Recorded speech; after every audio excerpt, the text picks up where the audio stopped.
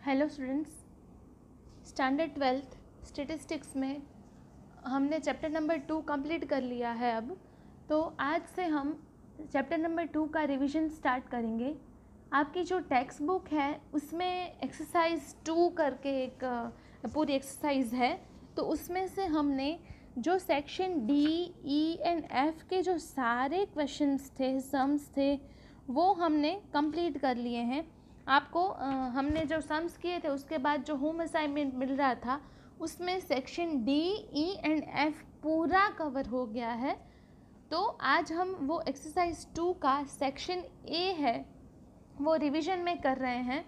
तो हम जो सेक्शन ए का रिवीजन स्टार्ट कर रहे हैं वो आपको आपकी नोटबुक में लिखना है और आपको वीडियो के एंड में एक पीडीएफ दिखाई देगी। तो एक स्क्रीन पे एक फ़ोटो दिखाई देगा पीडीएफ का।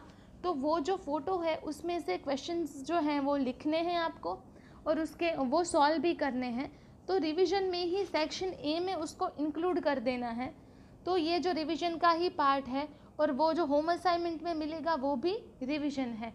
तो आपको ये भी लिखना है रिवीजन के हेडिंग में और वो पीछे जो आपको स्क्रीन पे दिखाई देंगे क्वेश्चंस, वो क्वेश्चंस भी आपको लिखने हैं। So let's get started. Question number 1, in contest with correlation, what do you call the graph if the points of paired observations are shown in graph? Graph को हम क्या बोलेंगे जब पेयर ऑब्जर्वेशन जो है वो ग्राफ में दिखेंगे? तो answer will B scatter diagram. Scatter diagram में जब पॉइंट्स ऑफ पेड दिखते हैं तब उसको तब वो ग्राफ में दिखाई देते हैं, तो उसको हम स्कैटर डायग्राम बोलेंगे। क्वेश्चन नंबर 2 है, विच kind of correlation exist if the following scatter diagram is of 2 variables x and y? क्या होगा? ये जो आप डायग्राम देखो, ऐसा जब डायग्राम होगा तब कौन सा रिलेशन होगा? Perfect positive, perfect negative, partial positive के partial negative. So answer will be perfect positive correlation. ऐसा जब डायग्राम होता है तब परफेक्ट पॉजिटिव कोरिलेशन होता है। क्वेश्चन नंबर 3 है हमारा, विच kind of correlation exist in the following scatter diagram is of 2 variables x and y? आपको जो डायग्राम दिख रहा है क्वेश्चन नंबर 3 में, ऐसा डायग्राम कब होता है? तो परफेक्ट पॉजिटिव में, परफेक्ट नेगेटिव में, पार्शियल पॉजिटिव में या पार्शियल नेगेटिव में? तो इसका आंसर होगा पार्शियल नेगेटिव, क्योंकि ऐसा डायग्राम तभी होता है कि जब पार्शियल नेगेटिव कोरिलेशन बनता है। क्वेश्चन नंबर 4 है हमारा, What is the value of r if all points plotted in a scatter diagram lie on a single line only? Single line में जब स्कैटर डायग्राम के जब पॉइंट्स है वो प्लॉट हुए गए होते हैं तब कौन सी वैल्यू होती है r की? 0, 1 और -1, 0.5 के -0.5। तो आंसर विल बी 1 और -1। 1 और -1 के बीच में उसकी वैल्यू होगी, 1 होगी या -1 होगी। क्वेश्चन नंबर 5 है हमारा कि what is the range of correlation coefficient r? r की रेंज क्या है? कोएफिशिएंट कोरिलेशन r की रेंज क्या है? तो r की वैल्यू है वो कितनी वैल्यू के बीच में होती है? कौन सी वैल्यू के बीच में होती है r? -1 less then r less then 1, 0 और 1, -1 less then r less than और इक्वल टू r और लेस देन और इक्वल टू 1 के -1 to 0। तो इसका जो आंसर है वो होगा C, -1 लेस देन और equal to r less than और इक्वल टू 1। तो आंसर होगा C। क्वेश्चन नंबर 6 है जो, the measurement unit of variable weight is kg and that of height is centimetre. What can you say about the measurement unit of the correlation coefficient between them? kg, centimetre, kilometre के does not have any unit। तो weight और height का जो measurement of unit variable weight kg and that of height in centimetre, kg और centimetre जो होता है तो इसमें जो मेजरमेंट ऑफ यूनिट का कोरिलेशन कोएफिशिएंट है वो केजी एंड सेंटीमीटर में मतलब नहीं होता है, तो does not have any unit, तो answer will be deet. Question number 7 है हमारा, what kind of correlation can be obtain if two variables are varying on opposite direction in constant proportion. कौन सा कोरिलेशन होगा इसमें, partial positive, perfect negative, perfect positive के partial negative. क्या हुआ कि दो वेरिएबल्स जो है वो ऑपोजिट डायरेक्शन में है, जब ऑपोजिट डायरेक्शन में होते हैं तब there is a perfect negative correlation, तो इसका आंसर होगा option number B, perfect negative correlation. Question number 8 is, what does the numerator indicate in the formula for calculating the correlation coefficient by Karl Pearson's method? जो numerator है वो क्या होगा formula में calculating the correlation coefficient by Karl Pearson's.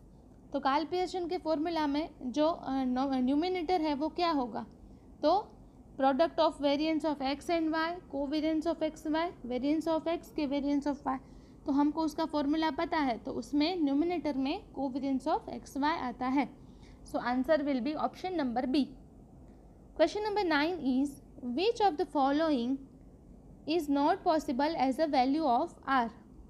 Are की वैल्यू possible नहीं है, 0.99, -0.07, -0.85 के 0।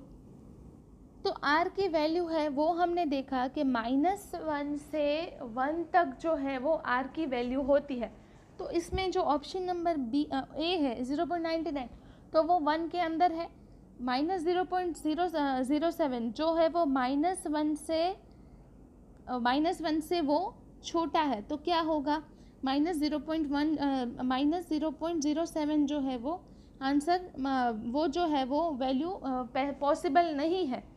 -0.85 पॉसिबल है, मतलब 0 भी पॉसिबल है, तो answer will be option number B. Question number 10 is, if u equals to x minus a divided by cx, v equals to y minus b divided by cy, cx greater than 0, cy greater than 0, then what will be the following statement is correct। तो कौन सा statement correct है, R X Y does not equals to R U V, R X Y greater than R U V, R X Y equals to U V R U V, और R X Y less than R U V, तो इसका answer होगा option number C, R X Y equals to R U V. Question number 11 is, R X Y equals to 0.7, then what is the value of r x plus 0.2y plus 0.2। r की value हमको दी गई है और हमको क्या find करना है, what is the value of r x y की वैल्यू दी गई है, हमको r x y की वैल्यू दी गई है, तो हमको r की वैल्यू फाइंड करनी है, तो उसकी वैल्यू जो है वो होगी 0.7। Question number 12 is, if minus xy equals to 0.5, then what is the value of r x minus y। तो इसकी वैल्यू भी सेम होगी, क्योंकि माइनस प्लस माइनस एंड यहाँ पे भी प्लस माइनस माइनस, तो इसकी भी वैल्यू -0.5 ही होगी। Question number 13 is, what is the value of rank correlation coefficient if sigma D square equals to 0। Sigma D square की वैल्यू 0 है, तो कोएफिशिएंट कोरिलेशन क्या होगा, 0, 1, -1 के 0.5, तो answer will be option number C, +1। Question number 14 is, in the method of correlation rank correlation in usual notations, if rx equals to ry for each pair of observation, then what is the value of r।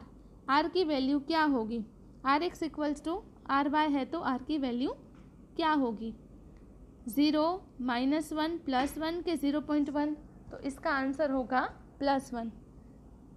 r की जो value है वो +1 होगी, जब क्या होगा कि rx equals to ry होगा, तब r की जो वैल्यू है वो +1 होगी। 14th क्वेश्चन हमने कंप्लीट किया।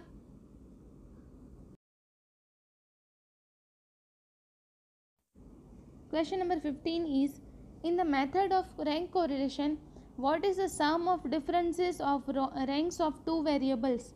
रैंक कोरिलेशन में सम ऑफ डिफरेंस क्या होगा? 0, -1, 1 के एनी रियल नंबर.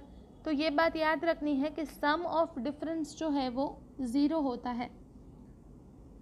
डिफरेंस का जो सम है वो, इसके लिए हम डी स्क्वायर का ढूंढते हैं, तो डी का जो टोटल होगा वो 0 होगा. Question number 16 is, in the method of rank correlation, if the ranks of two variables are exactly in reverse order, then what is the value of r? r की वैल्यू क्या होगी? r equals to 0, r equals to -1, r equals to 1, r equals to 0.1. तो r की value क्या होगी? r की value जो है वो रिवर्स ऑर्डर में जब होता है तब r की वैल्यू है वो -1 होती है. Question number 17, in usual notations which term is added in sigma d square for each repeated observation in rank correlation? repeated observation in rank correlation जब होता है तब सिग्मा डी स्क्वायर की वैल्यू क्या होती है? तो हमने फॉर्मूला उसका देखा था कि कौन सा फॉर्मूला था? m³ - m divided by 12. तो वो हमारा फॉर्मूला था. तो इसमें से 4 ऑप्शन में से answer will be option number B, m³ - m divided by 12. तो इसका आंसर होगा option number B. 18 question is, which kind of correlation will you get between the number of units sold and its revenue at a constant price? तो ये जो है वो number of units and revenue, तो ये जो है उसके बीच में परफेक्ट पॉजिटिव होगा. तो 18 जो क्वेश्चन है उसका आंसर होगा ए. अब हमको रेवेन्यू एंड यूनिट सोल्ड, इस ये दोनों के बीच में परफेक्ट पॉजिटिव रिलेशन ही होता है, इसलिए इसका आंसर होगा परफेक्ट पॉजिटिव. हमने एक्सरसाइज 2 में सेक्शन ए कंप्लीट किया है. हमने ऑलरेडी टेक्स्ट बुक की एक्सरसाइज के section D, E and F complete कर लिए हैं. अब सिर्फ हमारा सेक्शन बी बाकी है, वो हम नेक्स्ट वीडियो में करेंगे. तो एक्सरसाइज के हमारे जितने भी सम्स हैं वो सारे हमने कंप्लीट कर लेंगे. सेक्शन बी हो जाए उसके बाद आपको आपकी स्क्रीन पे क्वेश्चंस दिख रहे हैं. वो जो क्वेश्चंस हैं वो आपको रिवीजन में होम असाइनमेंट में कंप्लीट करने हैं, सॉल्व करने हैं. और आगे जो सेक्शन ए है वो तो आपको लिखना ही है नोटबुक में. सो आज हमने ये 18 क्वेश्चन और आपकी स्क्रीन पे जो आपको क्वेश्चंस दिख रहे हैं वो सारे क्वेश्चंस होम असाइनमेंट में कंप्लीट करने हैं. और ऐसा नहीं है कि हम जितना रिवीजन में कर रहे हो उसमें से ही पेपर होगा. पेपर टेक्स्ट बुक्स में से आता है, नहीं कि रिवीजन में से आता है. इसलिए आपको सारी बुक पढ़नी है और टाइम टू टाइम आपका होम असाइनमेंट सबमिट करना है. Thank you.